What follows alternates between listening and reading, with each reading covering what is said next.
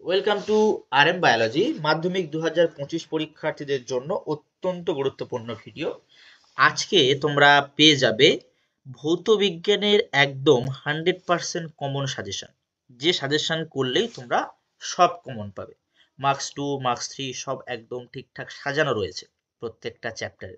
তো চলো ভিডিওটি শুরু করা যাক। যারা চ্যানেলে নতুন, চ্যানেলটি অবশ্যই করে সাবস্ক্রাইব করে দিও এবং অবশ্যই জীবন বিজ্ঞানের সাজেশনটা দেখে নিও। মার্কস 2 3 এবং মার্কস 5 এর জন্য সেপারেট ভিডিওতে আপলোড করা রয়েছে। তো চলো শুরু করি। তো সব থেকে প্রথমে আমরা পরিবেশের জন্য ভাবনা এই চ্যাপ্টার থেকে দেখব। দেখো কি বলা হচ্ছে, ফায়ার আইসের সংকেত লেখো, এর থেকে কিভাবে মিথেন গ্যাস পাওয়া যায়। এগুলো কিন্তু মার্কস 2 এর জন্য গুরুত্বপূর্ণ হতে চলেছে। বায়ুমণ্ডলের স্তরগুলির মধ্যে কোনটিতে চাপ সব থেকে বেশি, কারণ সহ লেখো। বিশ্ব উষ্ণায়ন কি? ভবিষ্যতে পরিবেশের উপর বিশ্ব উষ্ণায়নের দুটি সম্ভাব্য প্রভাব উল্লেখ করো। কোনো জ্বালানি তাপন মূল্য বলতে কি বোঝায়? কয়লা ও ডিজেলের মধ্যে কোনটি তাপন মূল্য বেশি? মিথেন হাইড্রেট কি? এই 6টা প্রশ্ন গুরুত্বপূর্ণ। এরপর যদি আমরা গ্যাসের আচরণ ও রাসায়নিক গণনাতে চলে যাই, দেখো এই যে স্লাইডটাতে দেখতে পাচ্ছ সবই কিন্তু ম্যাথামেটিক্যাল প্রবলেম, ম্যাথ আছে। 770 mmHg চাপে এসটিপিতে, যেখানে তোমরা পজ করে এই চারটে লিখে নিতে পারো।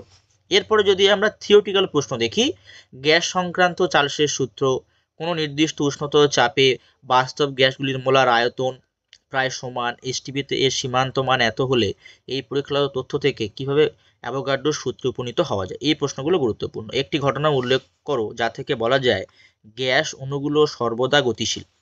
গ্যাসের গতিতত্ত্বে ত্রুটিপূর্ণ স্বীকার দুটি উল্লেখ করো।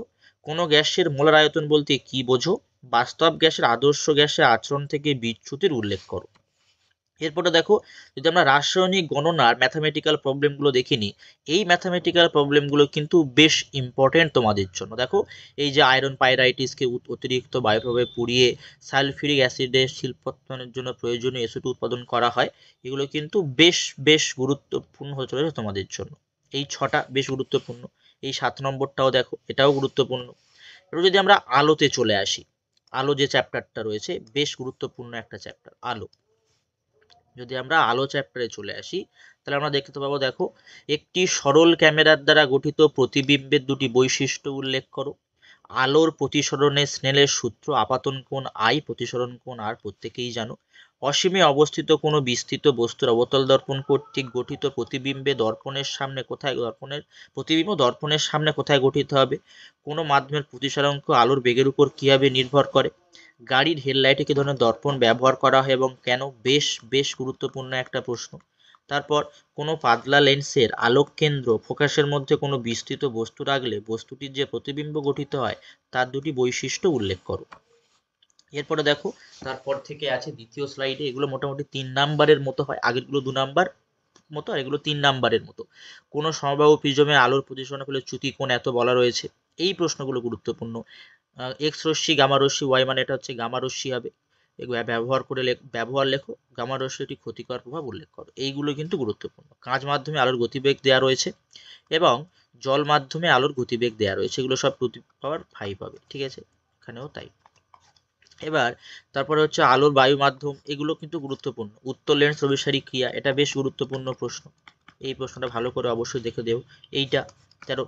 তারপর যদি আমরা চলে যাই চলতড়িৎ, পরবর্তী চলতড়িৎ থেকে এই যে প্রথম স্লাইডে 6টা প্রশ্ন আছে, এই প্রশ্নটা বেশ গুরুত্বপূর্ণ। বৈদ্যুতিক হিটারের তার ও ফিউজের তারের প্রতিটির একটি করে বৈশিষ্ট্য লেখো।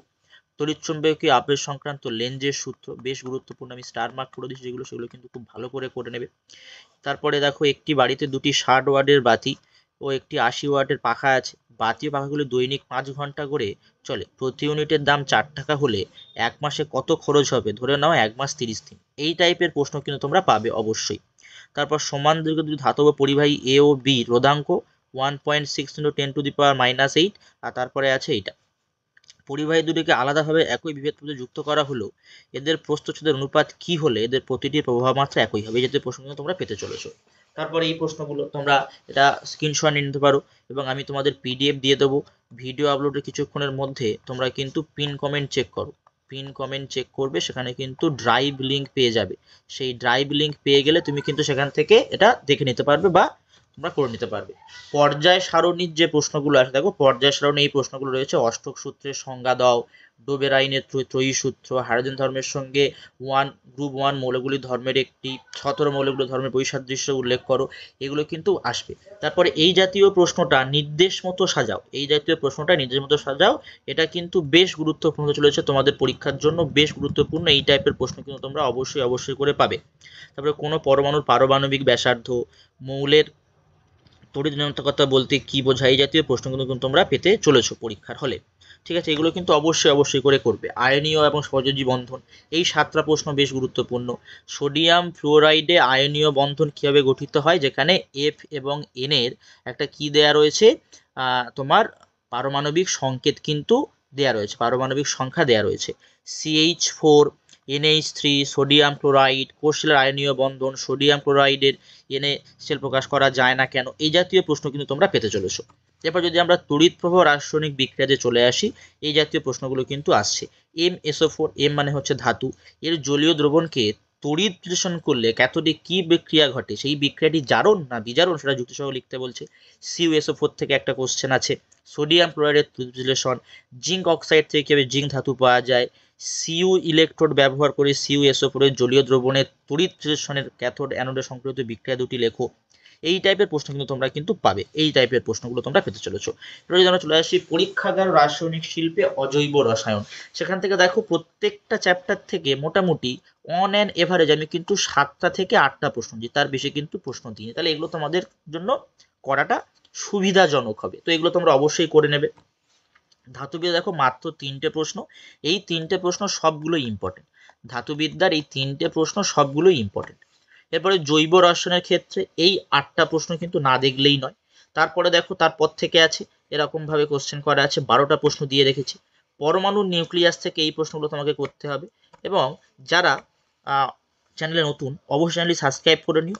খুব শীঘ্রই তোমাদের কিন্তু আমি বায়োলজির আর একটা চ্যাপ্টারের ওয়ান শট করিয়ে দেবো, 3rd চ্যাপ্টারের ওয়ান শট। বায়োলজি বা জীবন বিজ্ঞানে 3rd চ্যাপ্টারের ওয়ান শট পাবে। লাইফ সায়েন্সের অলরেডি 2টো চ্যাপ্টারে কিন্তু ওয়ান শট দেয়া আছে, এই চ্যাপ্টারের ওয়ান শট তোমরা কিন্তু কালকে পেয়ে যাবে। তাই চ্যানেলটি অবশ্যই করে সাবস্ক্রাইব করে দাও।